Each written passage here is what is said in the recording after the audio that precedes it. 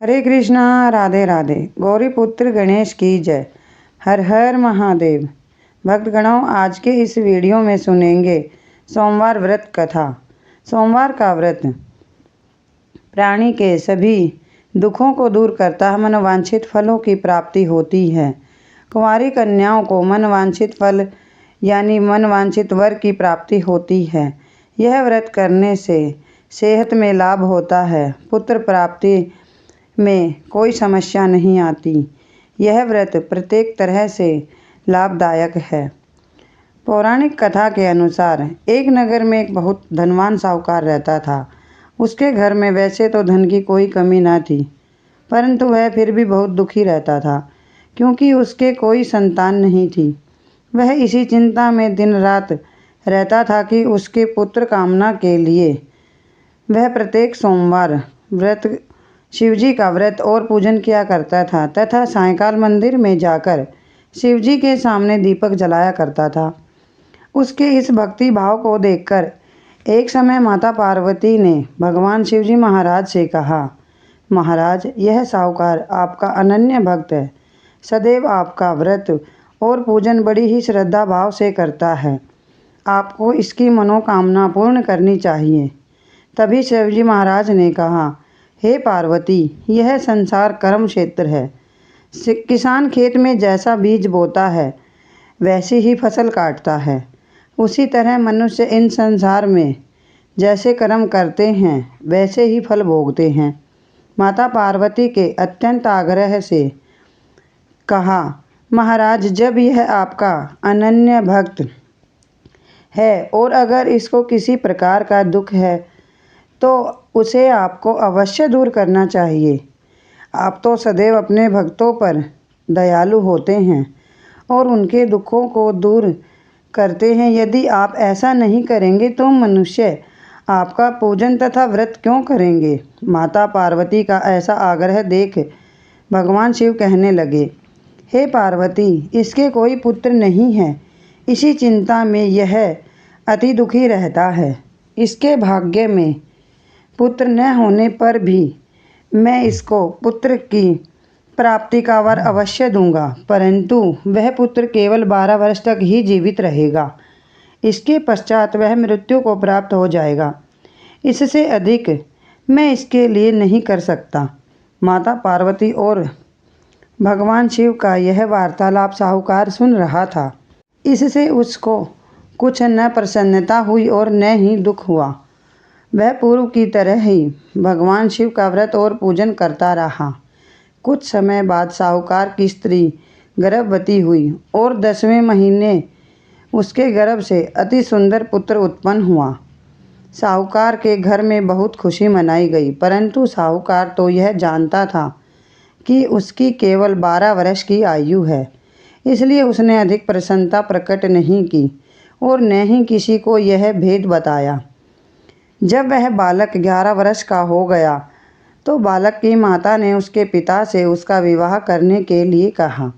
साहूकार ने कहा, अभी मैं इसका विवाह नहीं करूँगा, मैं अपने पुत्र को काशी जी पढ़ने के लिए भेजूँगा। साहूकार ने बालक के मामा को बुलाकर उसको बहुत सा धन देकर कहा, तुम इस बालक को काशी पढ़ने के लिए ले जाओ और रास्ते में जिस स्थान पर भी जाओ यज्ञ तथा ब्राह्मणों को भोजन कराते तथा दक्षिणा देते हुए जाना।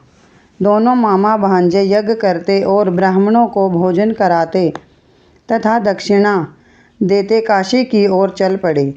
रास्ते में उनको एक शहर पड़ा। उस शहर के राजा की कन्या का विवाह था, परंतु जो राजकुमार विवाह कराने के लिए आया था वह एक आंख से काना था।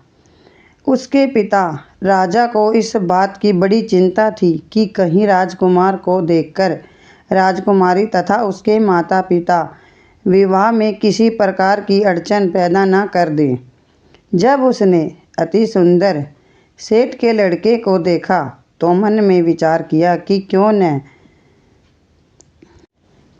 न द्वाराचार के समय इस लड़के से वर का काम चलाया जाए। ऐसा मन में विचार कर राजकुमार के पिता ने उस लड़के और उसके मामा से बात की। वे राजी हो गई। फिर उस साहूकार के लड़के को वर के कपड़े पहनाकर तथा घोड़ी पर बैठाकर कन्या के द्वार पर ले गए। सभी कार्य प्रसन्नता से पूर्ण हो गया। राजकुमार के पिता ने सोचा, यदि विवाह कार्य भी इसी लड़के से करा लिया जाए तो क्या बुराई है। ऐसा विचार कर लड़के और उसके मामा से कहा, यदि आप फेरों और कन्यादान के काम को भी करा दें तो आपकी बड़ी कृपा होगी। मैं इसके बदले आपको बहुत सारा धन दूंगा। दोनों ने इसे सहर्ष स्वीकार कर लिया और विवाह कार्य भी बहुत अच्छी तरह से संपन्न हो गया। सेठ का पुत्र जिस समय जाने लगा तो उसने राजकुमारी की चुंदड़ी के पल्ले पर लिख दिया, तेरा विवाह मेरे साथ हुआ है, परंतु जिस राजकुमार के साथ तुमको भेजेंगे वह एक आंख से काना है। मैं काशी जी पढ़ने जा रहा हूँ। सेठ के लड़के के जाने के पश्चात राजकुमारी ने जब अपनी चुंदड़ी पर ऐसा लिखा देखा हुआ पाया तो उसने काने राजकुमार के साथ जाने से इनकार कर दिया। उसने अपने माता पिता को सारी बात बता दी और कहा कि यह मेरा पति नहीं है, मेरा विवाह इसके साथ नहीं हुआ है। जिसके साथ मेरा विवाह हुआ है वह तो काशी जी पढ़ने गया है। राजकुमारी के माता पिता ने अपनी कन्या को विदा नहीं किया और बारात वापस चली गई। उधर सेठ का लड़का और उसका मामा काशी जी जा पहुँचे। वहाँ जाकर उन्होंने यज्ञ करना और लड़के ने पढ़ना आरंभ कर दिया। जिस दिन लड़के की आयु 12 साल की हुई उस दिन उन्होंने यज्ञ रचा रखा था। लड़के ने अपने मामा से कहा, मामा जी आज मेरी तबीयत कुछ ठीक नहीं है। मामा ने कहा, अंदर जाकर सो जाओ। लड़का अंदर जाकर सो गया और थोड़ी देर में उसके प्राण निकल गए।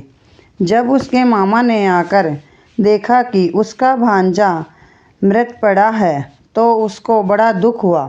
उसने सोचा कि अगर मैं अभी रोना पीटना मचा दूंगा तो यज्ञ का कार्य अधूरा रह जाएगा। अतः उसने जल्दी से यज्ञ का कार्य संपन्न कर ब्राह्मणों के जाने के बाद रोना पीटना शुरू कर दिया।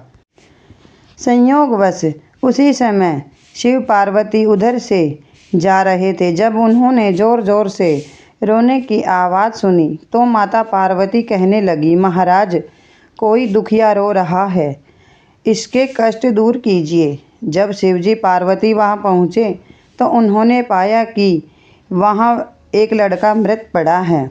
माता पार्वती कहने लगी, महाराज यह तो उसी सेठ का लड़का है जो आपके वरदान से उत्पन्न हुआ था। शिवजी ने कहा, हे पार्वती इसकी आयु इतनी ही थी, वह यह भोग चुका है। तब पार्वती जी ने कहा, हे महाराज इस बालक को आयु दो, नहीं तो इसके माता पिता तड़प तड़प कर मर जाएंगे। माता पार्वती के बार बार आग्रह करने पर शिवजी ने उसको जीवन का वरदान दिया। शिवजी की कृपा से वह लड़का जीवित हो गया। शिवजी और पार्वती कैलाश पर्वत पर चले गए।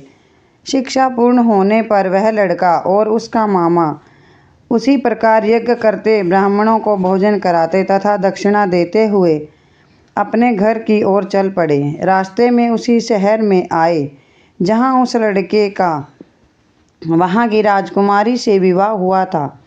वहाँ आकर उन्होंने यज्ञ आरंभ कर दिया। उस लड़के के ससुर वहाँ के राजा उसको पहचान लिया और महल में ले जाकर उसकी बहुत आवभगत की। बहुत से दास दासियों सहित आदरपूर्वक अपनी राजकुमारी और दामाद को विदा किया। जब वे अपने शहर के निकट आए तो मामा ने कहा कि मैं पहले तुम्हारे घर जाकर तुम्हारे माता पिता को समाचार कर आता हूँ। जब उस लड़के का मामा घर पहुँचा तो लड़के के माता पिता घर की छत पर बैठे थे। उन्होंने यह प्रण कर रखा था कि यदि हमारा पुत्र सकुशल लौट आया तो हम राजी खुशी नीचे आ जाएंगे, नहीं तो छत से गिरकर अपने प्राण त्याग देंगे। उस लड़के के मामा ने